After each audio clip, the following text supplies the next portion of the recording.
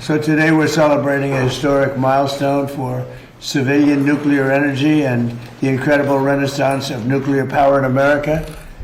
I want to thank Secretary of Energy Chris Wright, Secretary of the Interior Doug Burgum, they're fantastic, two incredible people, Director of the Office of Science and Technology Policy, Michael Kratsios, Director of the National Energy Dominance Council, Jared Agin, U.S. Chief Technology Officer Ethan Klein, and Director of Idaho National Laboratory, John Wagner. Thank you very much for being here, everybody. It's a big day. I also want to recognize and congratulate CEO of Antares Nuclear, Jordan Bramble, CEO of Valar Atomics, Isaiah Taylor, CEO of Deployable, not deplorable. Remember Hillary? Deplorable. Hopefully your company's going to work out a little bit. Thank you, sir. Good luck. Deployable Energy, Bobby Gallagher, and CEO of Aalo Atomics, Matt Lozak. Thank you all for being with us.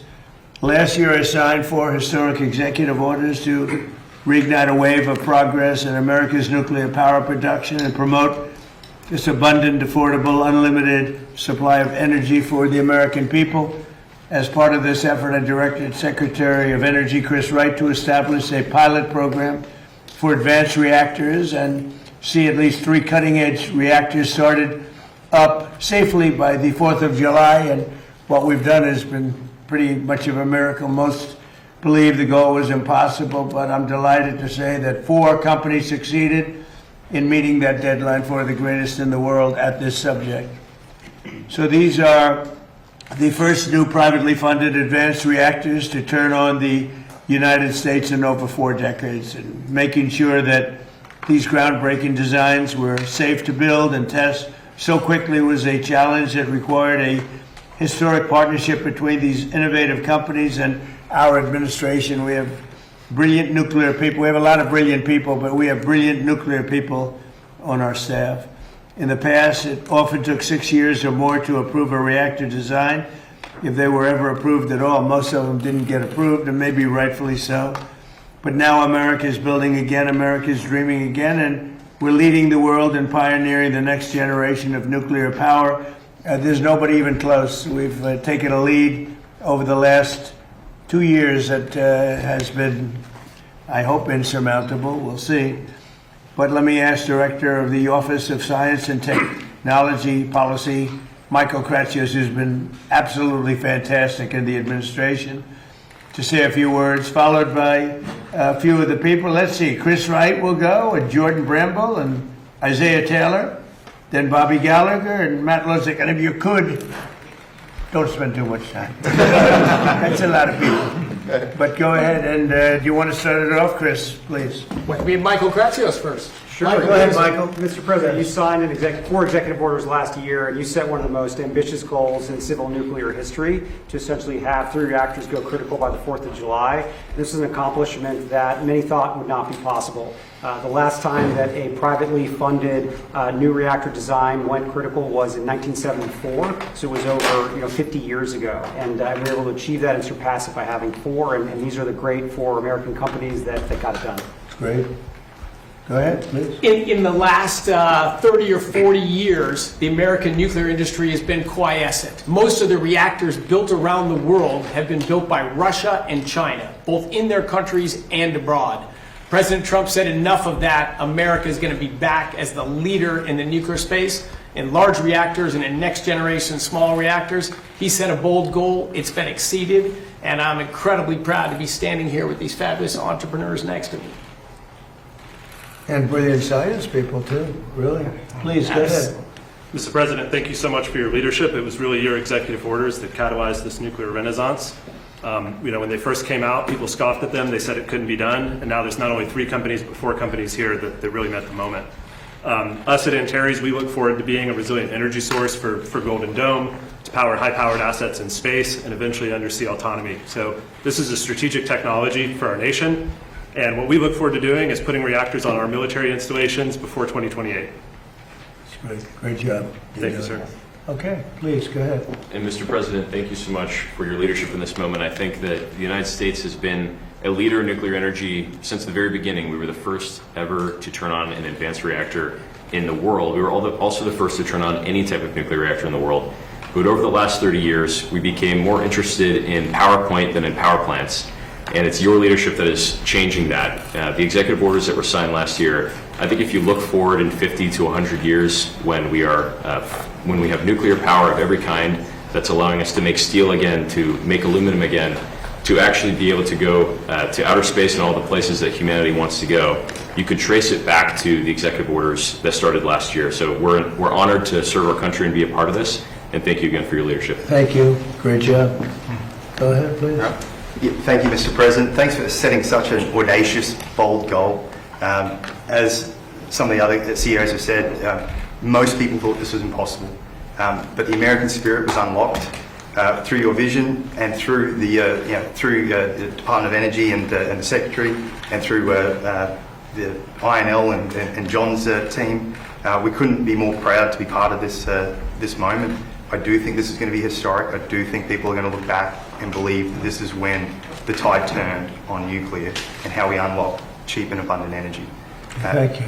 That's a great job you're doing too, by the way.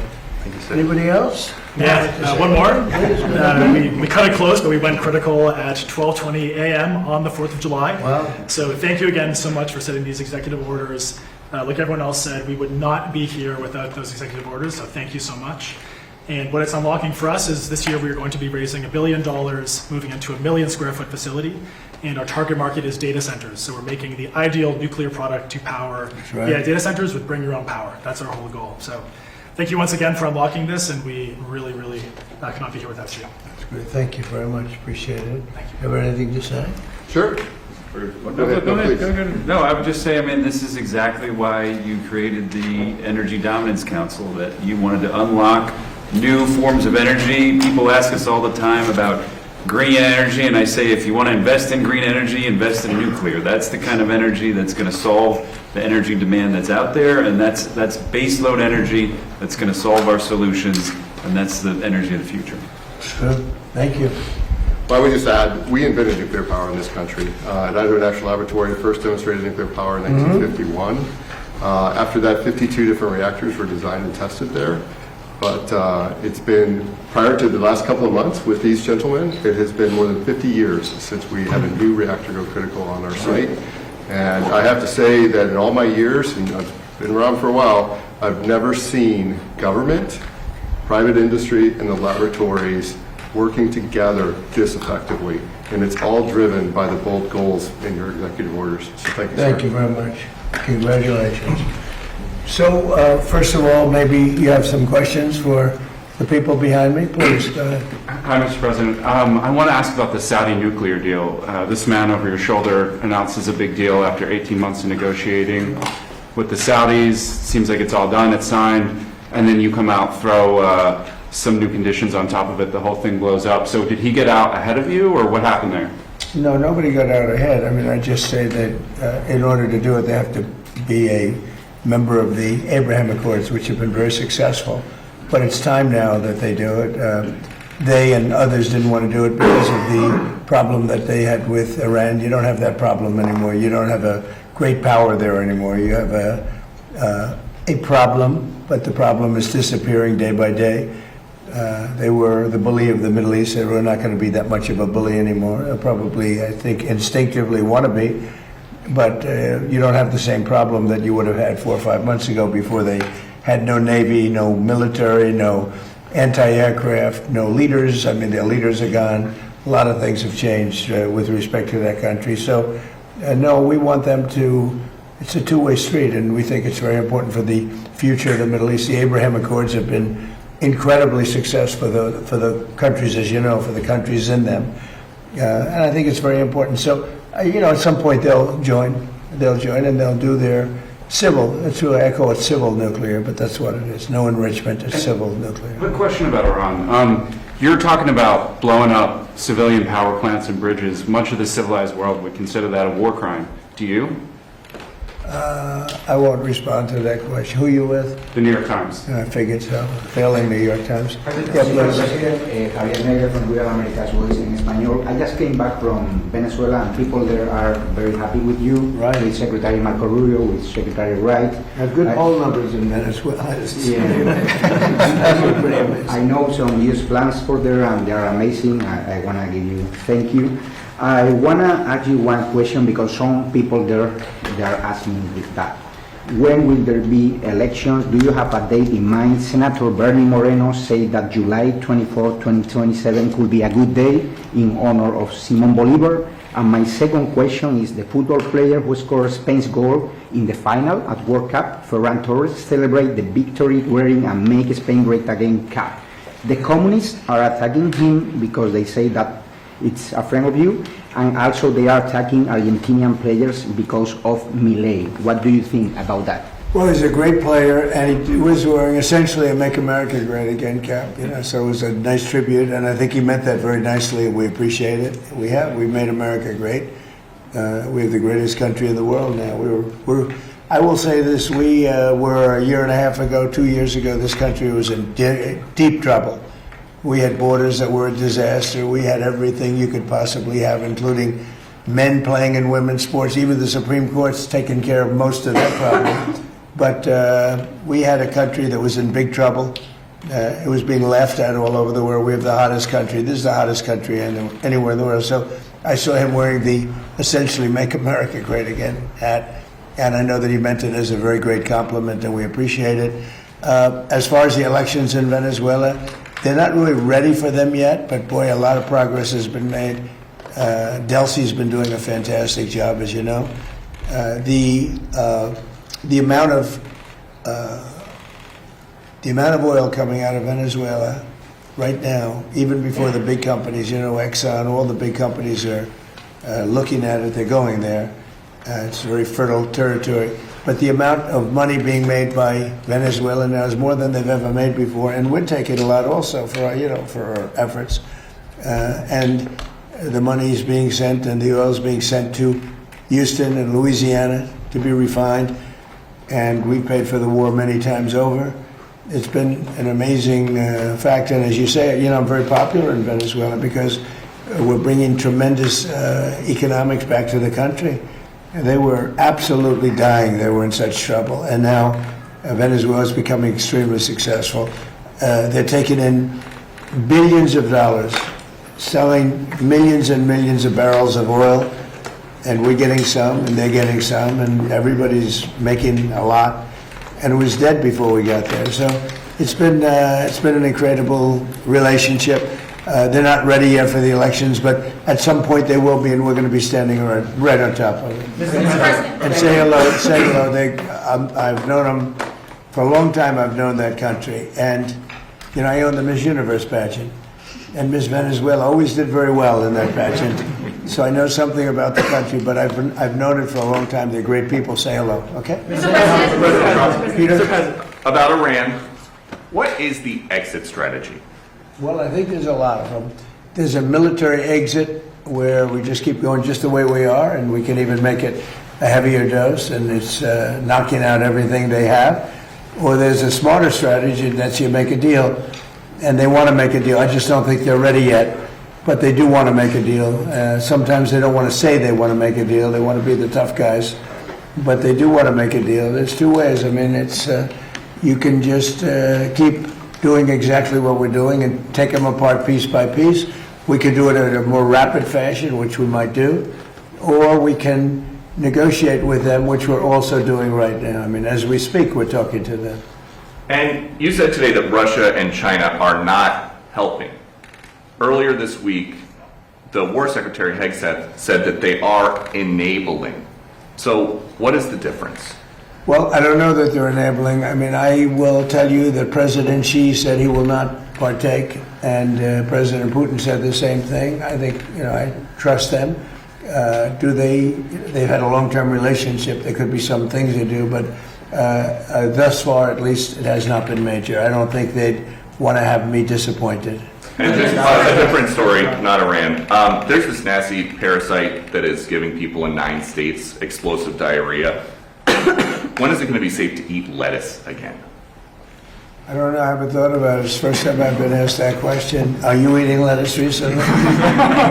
I should always have more You lettuce. want to get the hell out of here, Peter. No, it's a very interesting question from you. I didn't think you'd ask that kind of a question. Nobody wants to ask that question, but well, it's exciting. There's this food coming in, I guess, from Mexico. It's tainted. It's making a lot of people sick. That is the CDC's terminology that I was I think what we're going to do is we're going to put a major tariff on Mexico because of the lettuce, and we're going to put a big tariff on Canada because of the smoke. All right? We'll get a comment. Which would you have, the lettuce or the smoke? I think I'll take the smoke. Yeah, the smoke wrecked my daughter's swim meet.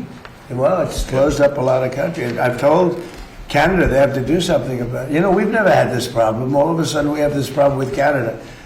So we'll have to talk to them about that. Mr. President, follow up on Iran. Thank you, sir. Follow up on Iran. Have you made a decision about the major strikes that you were referring to? Okay. Should we expect to see major strikes? Look, we're talking to them right now. I think they're getting more and more serious as the days go by, for maybe the obvious reason. But we are talking to them right now. Look, there are two ways. I consider that the smarter way, but the other is probably the easier way, doing what we're doing. And we can take that to a much higher level if we want to. You know, we're prepared to do that, as you know. We're locked and loaded.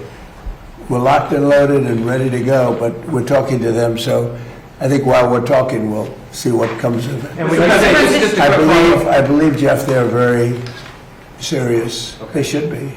And when you We're say very that serious. you're talking, is it Mr. Kushner or Mr. Witkoff, or who's involved in those talks? Sort of everybody, JD and Marco, and a lot of people are talking to, a lot of people to talk to. It's a big deal. But really, when you get right down to it, it's not very complex. They cannot have a nuclear weapon. You know, very, very simple actually, but it's a big deal. They cannot have a nuclear weapon. If they have even a thought of a nuclear weapon, we will just continue to go at much higher levels. But we are talking right now, and we'll see what comes of it. I'm not, you know, despite what everyone says about the election, I'm not in a hurry. I'm not in a hurry. We have to do it right.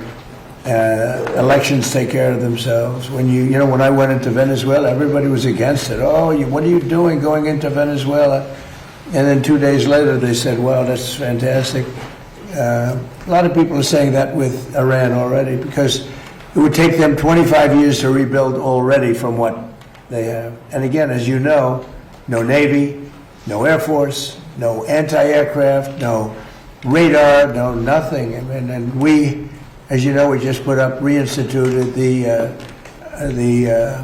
I guess you could I call it the iron wall on the water. Nothing gets through. Nothing. Blockade. Nothing gets through. And they sort of have to make a deal. But we are talking to them. I think they're being serious. I think they are being by far the most serious that we've seen them. But that doesn't mean we get there. We'll see what happens. But I always prefer that alternative. Mr. President, did you? I have an energy question. So, Burgum, you might be able to help with this. So, you have criticized windmills for quite a long time. They're very ugly. They tend to use more energy than they actually produce. That's true. A lot of people You've done your homework. A lot of people in Middle America, they are just so tired of seeing them continue to go up on farmland and stuff like that. Is there any way to? Is our federal government still funding in any way putting these up? We have. I can speak for Doug, and then I'm going to let Doug speak because he knows And the is subject. nuclear I do better? know that subject well. We have not approved anything having to do with windmills. They are horrible. Mm-hmm. They are unsightly. They ruin housing values of people. If you're looking at a windmill or hearing a windmill because they're noisy, you know, they kill all the birds. They kill all the eagles. You know, you shoot an eagle, you go to jail for 2 years. If you kill an eagle with a windmill, you don't go to jail, and they have hundreds of them laying on the ground. You know, it's terrible. And they're very expensive energy. And they're all made in China, but China has very few windmills. You know, they're made in China, but China doesn't use them for the most part. China actually uses coal, oil and gas. They use nuclear, by the way. They're getting very big in nuclear, I want to tell you, this little group. But they don't use wind. Wind is inconsistent, it's unattractive, it's very expensive. It's probably the most expensive form of energy, so I've been talking about it. We essentially, unless there's a trick reason, we will have hopefully no wind farms approved. We're doing more than anybody ever in history having to do with energy, but I've restricted wind farms, windmills. Take a look at Palm Springs, California, where they have a wind farm. As you enter beautiful Palm Springs, California, it looks like a junkyard. You have old ones, rotted ones, they're falling down all over the place. They don't want to bury it because they say the fiber that the blades are made out of should not go in the ground because it's going to poison the ground. Now, I don't know if that's true or not, but if it's not going to go in the ground, what do you do with it? Put it up in the air? Yeah, 'cause So, good. I see you're not a fan of windmills. No, I'm not a fan of windmills, Then Mr. you happen to be President. I'm very very smart. passionate about this. Doug, do you want to speak about that for a No, second? but I would say, yes, President Trump has wisely understood that wind was unreliable, intermittent, dependent on the weather, only existed particularly offshore because of massive subsidies. So not only was it expensive to generate electricity on the grid, it was also expensive for taxpayers because of the subsidies. And so again, President Trump shifting the policy towards energy dominance, which is reliable, affordable, 7x24 energy that's not dependent on the weather. And that includes nuclear, includes hydro, includes geothermal, includes oil and gas, includes beautiful coal. And again, China, 60% of their electricity is coming from coal. Coal was the #1 electric producer in the world 125 years ago, and it was for the last 125 years in a row, and it will be again this year. 126, quite a streak if you're an athletic team that they've won 126 years in a row. But President But we Trump, were restricted from using it. Yep. Every coal mine was going to be closed down within the next year if we didn't win the election. And it's, I call it clean, beautiful coal, because it is. What they do today with coal is amazing. But it is the most powerful, and with that, go ahead, Doug. well, as I say, under President Trump's leadership, and then working together as a team across government with Chris Wright, Lee Zeldin, Energy Dominance Council, we've kept open 35 gigawatts of coal this last year, and of that, 35 gigawatts was not up. This past winter during the cold streak and Storm Fern, we would have seen brownouts, blackouts, and literally people dying in America during that cold weather. So again, President Trump's, the elections matter. When he came in, he turned the direction back towards reliable, affordable energy. Nuclear is a key part of that with these amazing entrepreneurs. And I just would add to this up here. People need to understand, the four guys that are standing up here did not get a government grant. This is private sector. President Trump unleashed capital going back in, billions of dollars of capital going back into the nuclear industry. President Trump understands innovation is the source of American greatness. You get rid of the regulation, you support entrepreneurs, the capital flows, America wins. And Mr. Secretary, the starting for this nuclear, dominance, what does that look like for the American people out there? Like, what are those first steps that we can see in these coming months and years? Well, I was just to say, I'll go on, you can see it right now, because when you take a look across the whole world, President Trump's policies, whether it's Venezuela, whether it's Alaska, whether it's reinstating export for 18 months ago, we had a ban on LNG exports from our country. Now we're the world's largest exporter of LNG. President Trump's policy was, let's sell energy to our friends and allies, keep it affordable at home, so our friends and allies can stop buying from our adversaries. Russia was selling virtually all of the natural gas into Western Europe. 2/3 of that gas has been displaced by America. America has turned those into our customers, supporting our allies. And with Venezuela, as President Trump said, that flowing to our refineries on the South Coast, that's lowering gas prices for America. Unleashing Alaska, which the previous administration sanctioned more than Iran, that's going to again help provide low-cost energy for Americans. So today we have the lowest priced, most secure energy of any country in the world. That's going to change the course of this country for decades to come. Mr. President, what? The Justice Department last night withdrew those subpoenas to the New York Times journalists who reported on Air Force One. Do you support these types of subpoenas to journalists, or are you going to encourage the administration? We're not after journalists, we're after leakers. We're after people that are cowards, people that are unpatriotic, people that are treasonous in many cases.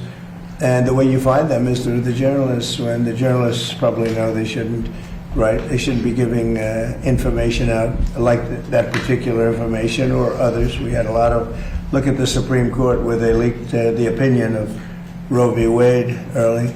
That person should be found. And the way you find them is to tell the journalist, if it's something having to do with national security, you tell the journalist, who is it? And we have a long way to go with that case. So you think it's appropriate to subpoena family members of journalists to find out information? What's that again? There were subpoenas to family members of the journalists too. I don't know what's appropriate, what's not. We do it legally. Barack Hussein Obama did it all the time. He went after journalists and nobody said anything about it. He went after journalists. They said, who was the leaker? Who was the leaker? And if you don't give us the leaker, you go into jail. You know that. But when, Obama does it, it's okay. When I do it, it's not. In many cases, that's the only way you're going to find out who a leaker is, and it has to do with national security. It's amazing. He did it many times, and nobody said anything about it. But when a Republican does it, when in particular Trump does it, everybody makes a big deal. Now, the way you find out is you say to the journalist, if it's national security, I would say, I really put it down to national security, not in all cases, but when you have somebody doing a national security leak or a leak of great importance, and you have somebody inside the walls of, let's say, the White House leaking, I think that's a national security concern. I think it's absolutely fine. And again, I'm not knocking Obama for doing it. I'm knocking the press for not even wanting to cover it. But Obama did that often. Other presidents have done it also. They go to the journalist or the reporter. They say, national security, who gave you this information? I'm okay with that. Mr. President, did you authorize for Secretary Wright to sign the Saudi nuclear deal? If not, why did he sign it? Well, we didn't talk about it, but it was always understood, and Chris knew, and Saudi Arabia knew, that if they didn't join the Abraham Accords, the deal's not, I'm not going to do the deal. So then why did he sign it? Senator John... Because they understood that in order, it's subject to Congress and everything else, in order for that deal to go through, they had to sign into the Abraham Accords. And they've had great success. The Abraham Accords have been very successful, but in order to do that, we wanted them, we want them in. We think it's very good. We think the Abraham Accords bring peace in the Middle East, and now there's no longer an Iran factor. There's no longer Iran to worry about because they've been reduced in terms of their capability and power by manyfold. Thank you. Senator John Thune has suggested that if the White House thinks that there are votes to pass the Save America Act, you should be picking up the phone. Who are you with? I'm with the Washington Examiner, sir. Could you be doing more to help that legislation pass? Well, I do more. I got 3 congressmen, maybe 4, to settle, to send it to the Senate. We got the vote, as you know, in Congress. I got a call from Mike Johnson, who's fantastic. He's a fantastic speaker, one of the best I've ever seen, and I think he's going to go down as one of the best. He called. He said, we have problems with 3 or 4 people. Could you call them? I called them. Every one of them, after I called them, voted, and we got it passed up to the Senate. And I'd certainly be willing. I mean, he's got 4 or 5 people that are very difficult. A couple of them I put out of office, so I understand how it feels. I mean, they're doing the wrong thing. Look, who cannot approve voter ID? Who cannot approve proof of citizenship? Who cannot approve funding military when you're winning a war, and what are you supposed to do, stop fighting? We're winning a war by a lot. We're talking to them right now. They're willing to do things that they would have never done. Other presidents should have done this a long time ago. They say 47, but now it's actually 50 years. We've been saying 47 for 3 years. So it's 50 years. For 50 years, they should have done it. But who wouldn't approve voter ID, and that's photo ID? Who wouldn't approve proof of citizenship? And the Democrats don't want it because they cheat. But no Republican should put us in a position where they don't approve something like that. Yeah, please. And then earlier today, you reposted Lara Loomer's interview with President Zelensky. What do you make of growing MAGA support for the war in war in Ukraine, sorry? Well, I think they support what I support. We just had a complete win in Arizona. The young gentleman who's Harry Enton, I believe his name is, the pollster said Trump's 100% favorable. He gets everybody endorses wins, which is pretty much true. Everyone I endorse, just about, wins. So there seems to be a natural bond between me and MAGA, but I'm the one that created MAGA, and I know what MAGA wants better than anybody else. You know, MAGA knows what MAGA wants, and MAGA is very happy. They want to see this done, and they're not going to be happy if it's not done. Make America great again. It's all about make America. You know, we started that a long time ago. But the concept of not approving voter ID or not approving proof of citizenship, and I won't even get into the ballot thing because, you know, we'll hold that maybe for another time. I think the two are 97, 98% issues. I think the ballots are 75% issue. But even at 75, they should do the ballots. The ballots are in many ways more important than even the first two. But they're a little more controversial because some people don't want to go and vote. But most great Americans want to go and vote. The corrupt ballot stuff that you saw that with the recent election in Los Angeles, the mayor's election, where the young guy, I don't know him, I came to the office recently after he lost, and they find all these ballots all of a sudden out of the, they came down from heaven, hundreds of thousands of ballots. Isn't it wonderful? He had no chance of losing, you know, Spencer Pratt. He had no chance. He was going to be in second place or first place. But I saw it happen. I said, oh, he's not going to win. He had to beat somebody. He was way up on a person that nobody ever heard of, a young woman who nobody ever heard of. She cried that night that she lost. But all of a sudden, time went by, and the election's long over. And I heard a report that Spencer Pratt's not doing that well. I said, watch, he's going to lose. And he lost. It's crooked. We have crooked elections in some places. But President Trump, today it was announced LeBron James has decided that he wants his next team to be the 76ers. Where do you stand on LeBron versus Michael Jordan as the best ever? Well, Michael Jordan's a guy that's a friend of mine. Play golf with him. He's a really good guy.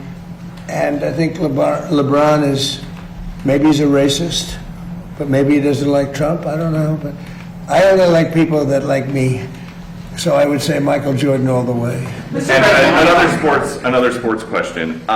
When Tiger Woods was about to get arrested, he called you. Yeah. Now we know that when Bryson DeChambeau was having a dispute with a rules official this week, he wanted to call you.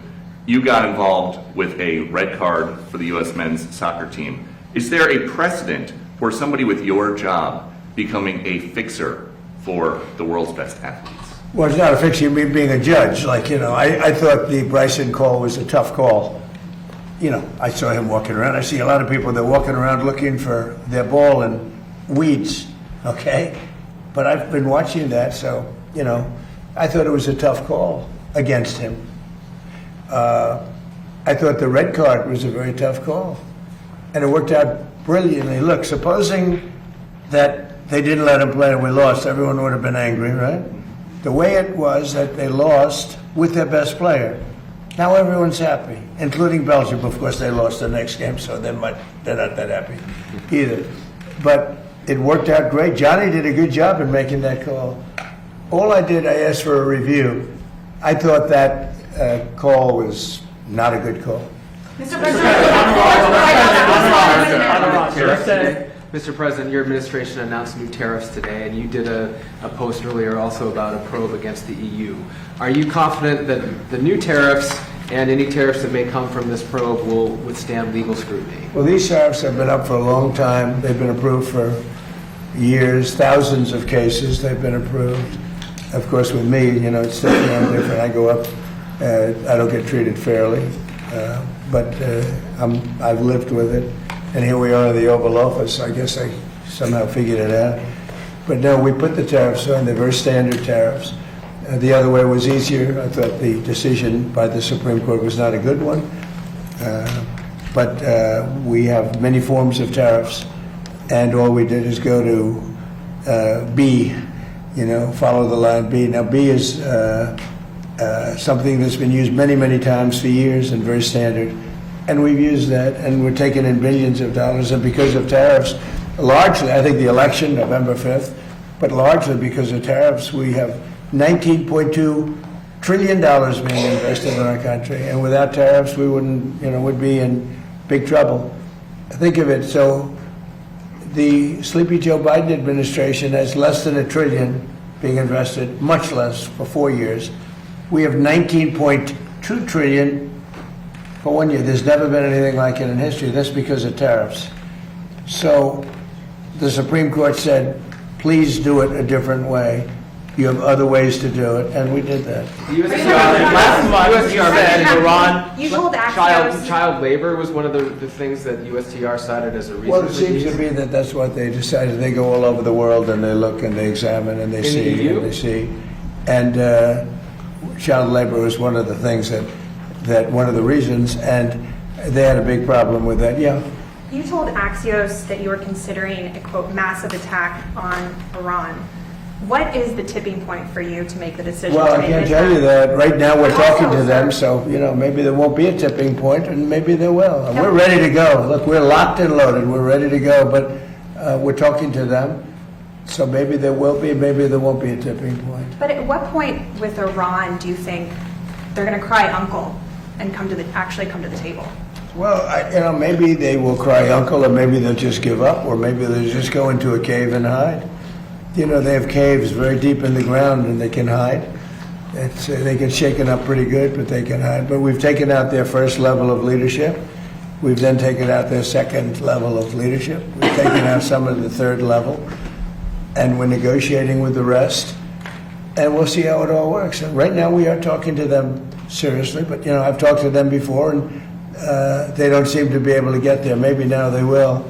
But, look, if I thought they were anywhere near getting a nuclear weapon, if I wasn't elected, Israel would, in my opinion, not be around anymore. They would have been hit by a nuclear weapon.